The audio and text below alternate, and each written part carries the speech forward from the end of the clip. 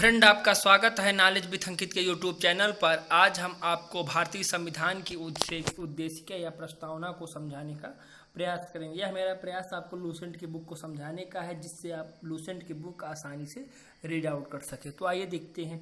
नेहरू द्वारा प्रस्तुत उद्देश्य संकल्प में जो आदर्श प्रस्तुत किया गया उन्हें ही संविधान की उद्देशिका में शामिल कर लिया गया। तो जो नेहरू जी का जो उद्देश्य संकल्प ही था वही जो है उद्देशिका में शामिल किया गया। और संविधान के बलसाहमे संविधान संशोधन 1976 द्वारा यथा संशोधित यह उद्देशिका निम्न प्रकार से है। तो जो उद्देशिका है या प्रस्तावना है उसमें 1976 में बलसाहमे संविधान संशोधन के तहत इसमें थोड़ा संशोधन किया गया है। तो आइए देखते हैं हमारे संविधान की प्रस्तावना क्या है, या इसे हम उद्देशिका भी कह सकते हैं।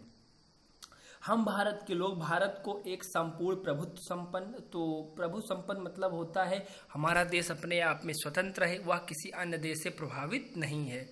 आगे देखते हैं। समाजवादी, हमारा राष्ट्र समाजवादी होगा। पंथ निरपेक्ष मतलब हमारे राज्य का कोई धर्म नहीं होगा, यहाँ पर सभी धर्म के लोग रह सकते हैं। लोकतंत्रात्मक मतलब यहाँ जनता द्वारा प्रत्यक्ष जो है अपने प्रतिनिधि को चुना जाएगा। गणराज्य, गणराज्य का मतलब होता है कि हमारे यहाँ जो राष्ट्रपति या प्रधानमंत्री का पद है यह वंशागुणित नहीं है, ठीक है। इसमें हम अपने मत या अपने वोट द्वारा जो है नए प्रतिनिधि का चयन कर सकते हैं, चुनाव करते हैं। बनाने के लिए उन समस्त नागरिकों को सामाजिक, आर्थिक और राजनीतिक न्याय, तो उनको यहाँ के लोगों को सभी प्रकार के न्याय, चाहे वो सामाजिक हो, चाहे आर्थिक हो, चाहे राजनीतिक हो, विचार, अभिव्यक्ति, विश्वास और धर्म और उपासना की स्वतंत्रता, तो इनको सभी प्रकार की स्वतंत्रता प्रदान की गई है। प्रतिष्ठा एवं अवसर की समानता, सभी को प्रतिष्ठा और समान अवसर को और मतलब सबको समान अवसर दिया जाएगा। और प्राप्त करने के लिए उन सबको व्यक्ति की गरिमा और राष्ट्र की एकता और अखंडता सुनिश्चित करने वाले बंधुता को बढ़ाने के लिए, मतलब हमारा राष्ट्र जो है एकता और उसकी अखंडता को सुनिश्चित करने वाली बंधुता मतलब भाईचारे को बढ़ाने के लिए दृढ़ संकल्प होकर अपनी इस संविधान सभा में आज तारीख 26 नवंबर 1949 को मिति मार्ग शीर्ष शुक्ल सप्तमी संवत 2006 विक्रमी को एदत द्वारा इस संविधान को अंगीकृत, अधिनियमित और आत्मसमर्पित किया मतलब करते हैं। तो आप देख सकते हैं तो हमारे संविधान की प्रस्तावना क्या है और हमारा संविधान जो है कब अंगीकृत हुआ, तो आप देख सकते हैं 26 नवंबर 1949 को अंगीकृत हुआ। आइए देखते हैं हमारे प्रस्तावना की मुख्य बातें क्या हैं। तो आप जानते हैं जो हमारे संविधान की प्रस्तावना की भाषा है यह अमेरिका के संविधान से ली गई है। संविधान की प्रस्तावना को संविधान की कुंजी कहा जाता है। तो जो संविधान की जो प्रस्तावना अभी हमने आपको बताया इसे जो है संविधान की कुंजी कहा जाता है, मेन की इसे कहा जाता है। प्रस्तावना संविधान को आरंभिक अंग होते हुए भी कानूनी तौर पर उसका भाग नहीं माना जाता है। तो प्रस्तावना को जो है भारतीय संविधान का अंग नहीं माना जाता था। प्रस्तावना के अनुसार संविधान के अधीन समस्त शक्तियों का केंद्र बिंदु या स्रोत भारत के लोग ही हैं। तो प्रस्तावना का जो मूल केंद्र है वो किस पे आधारित है, भारत के लोग ही पर मतलब केंद्रित है। समस्त शक्तियां किस पर निहित हैं, भारत के लोग पर। आगे देखते हैं। प्रस्तावना में लिखित शब्द हम भारत के लोग इस संविधान को अंगीकृत, अधिनियमित और आत्मसमर्पित करते हैं, यह जो है भारत के लोगों की सर्वोच्चता, संप्रभुता का उद्घोष करती है। तो आप देख सकते हैं जो लास्ट लाइन हमने पढ़ा कि संविधान को जो है पूरा संविधान जो है भारतीय लोगों की सर्वोच्च संप्रभुता का उद्घोष करती है।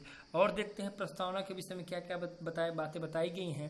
प्रस्तावना को न्यायालय में परिवर्तित नहीं किया जा सकता। यह निर्णय union of Indian Madan Gopal 1957 के निर्णय में घोषित किया गया। तो शुरुआत में ऐसा था कि जो प्रस्तावना है संविधान की उसे न्यायालय में चुनौती नहीं दी जा सकती, अर्थात उसे परिवर्तित नहीं किया जा सकता। यानी ये सरकार या कोई नागरिक प्रस्तावना का उल्लंघन करता है तो उसकी रक्षा के लिए हम अदालत की सहायता नहीं ले सकते हैं। आगे देखते हैं। फिर 1960 में क्या हुआ, बेरूवादी यूनियनवाद। 1960 में सर्वोच्च न्यायालय ने निर्णय दिया कि जहां संविधान की भाषा संदिग्ध हो वहां प्रस्तावना विधिक निर्वाचन में सहायता लेती है। तो 1960 में उनका कुछ निर्णय बदल गया। आगे देखते हैं। बेरूवादीवाद में सर्वोच्च न्यायालय ने प्रस्तावना को संविधान का अंग नहीं माना। तो शुरुआत में संविधान का आप देख सकते हैं यहाँ पर क्या लिखा था, आप देख लीजिए।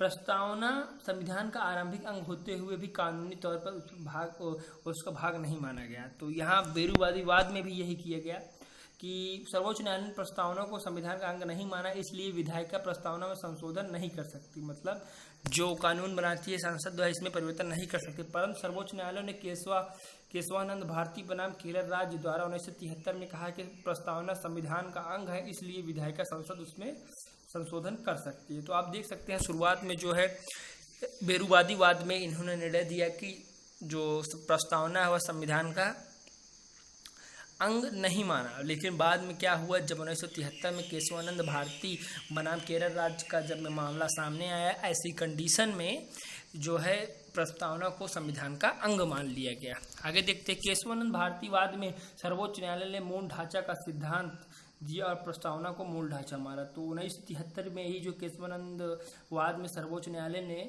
संविधान का जो प्रस्तावना थी उसे मूल ढांचा मान लिया संविधान का। आगे देखते हैं, संसद संविधान की मूल ढांचा में नकारात्मक संशोधन नहीं कर सकती। इस प्रकार संसद वैसा संशोधन कर सकती है जिससे मूल ढांचा का विस्तार और मजबूतीकरण हो। तो उसमें निगेटिव आप देख सकते हैं, ऐसा संशोधन नहीं कर सकती जो राष्ट्र के अहित में हो या कुछ ऐसी चीज़ें हो जो संविधान को ठेस पहुंचा रही हो, ऐसा परिवर्तन नहीं कर सकती। ऐसा परिवर्तन करे जिससे हमारे मूल ढांचे में का विस्तार हो और उसमें मजबूती आए। आगे देखते हैं, बलसाओं संविधान संशोधन के तहत 1976 के द्वारा इसमें समाजवादी, पंथनिरपेक्ष और राष्ट्र की अखंडता शब्द जोड़े गए। तो आप इसको याद रखते हैं, परीक्षा में बार बार पूछा जाता है।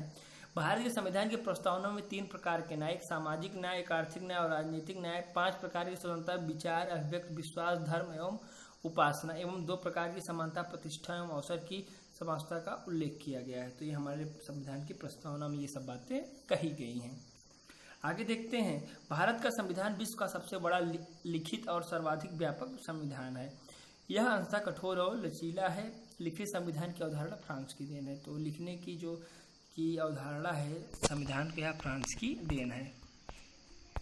आगे देखते हैं, भारतीय राजनीतिक व्यवस्था में संविधान सर्वोच्च है। बिल्कुल आप जानते हैं कि राजनीतिक व्यवस्था में संविधान को ही मूल माना गया है।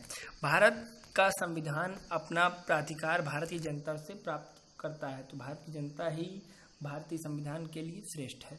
भारत शासन अधिनियम 1935 द्वारा संवैधानिक दस्तावेज जिसका भारतीय संविधान तैयार करने में गहरा प्रभाव पड़ा। तो आप जानते हैं भारत शासन अधिनियम 1935 के तहत ही हमारे संविधान में 250 अनुच्छेद ऐसे हैं जो इसी से सीधे या इसके प्रारूप में थोड़ा परिवर्तन करके लिया गया है। आगे देखते हैं, भारत के संविधान में संघीय शासन शब्द का प्रयोग कहीं नहीं किया गया है। तो संघीय शासन का शब्द प्रयोग हमारे संविधान में कहीं नहीं किया गया है। संविधान में भारत को राज्यों का संघ घोषित किया गया है। तो संघीय शासन का शब्द प्रयोग जो है हमारे संविधान में नहीं किया गया है, बल्कि जो राज्यों का संघ भारत होगा इस बात की पुष्टि की गई है। ठीक है फ्रेंड्स, चैनल को लाइक, सब्सक्राइब और शेयर करना ना भूलें। मिलते हैं नेक्स्ट वीडियो में।